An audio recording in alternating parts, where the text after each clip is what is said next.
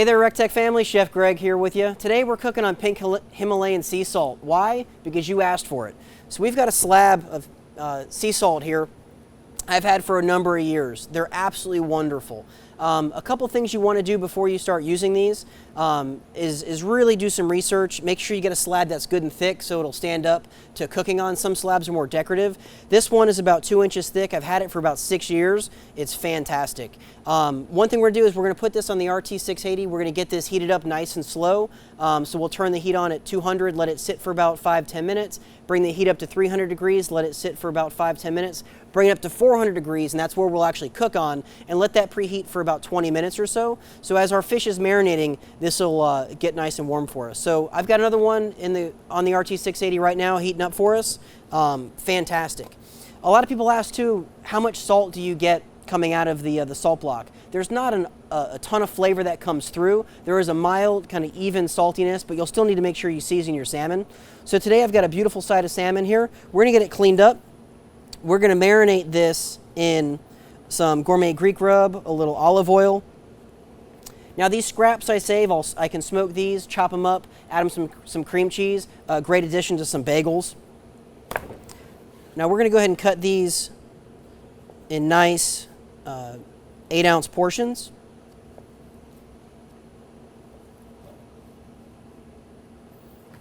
Okay. And what we're gonna do is I've got a tablespoon of fresh lemon juice. We're going to add in about a tablespoon of the Greek rub, tablespoon of olive oil, and what we're going to do is we're going to brush these on our salmon and let this kind of sit in the fridge for about 30 minutes or so. Really absorb some of that flavor. Again, that lemon juice in there will start to break down that fish, get really good flavor there. One thing you want to be careful of when cooking on salt or trying to sear any fish for that matter is you want to make sure the surface that you're trying to sear is dry, because if it's wet, you're not going to get that crust. So what we'll do is right before we sear this, we'll take a paper towel and kind of damp the top a little bit, and then we'll get it right on our salt block. So we'll let this marinate for about 30 minutes, and then we'll sear it off.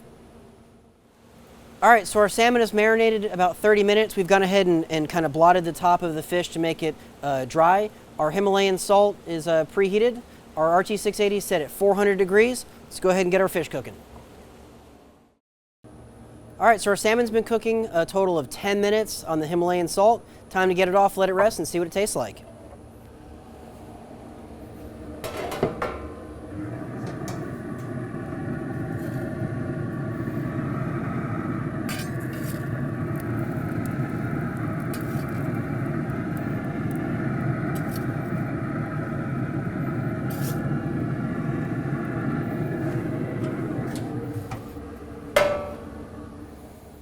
So just like with any steak, seafood is no different.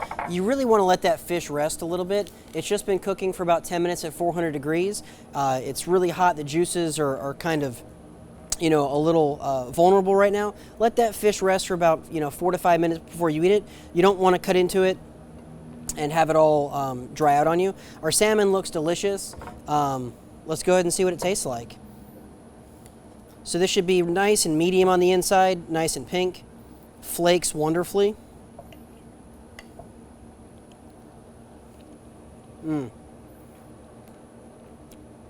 Really delicious. You pick up a lot of that citrus notes, the herbs and spices in that gourmet Greek rub. Perfect. So give it a shot. Pick up a Himalayan sea salt block and try cooking some salmon for dinner tonight.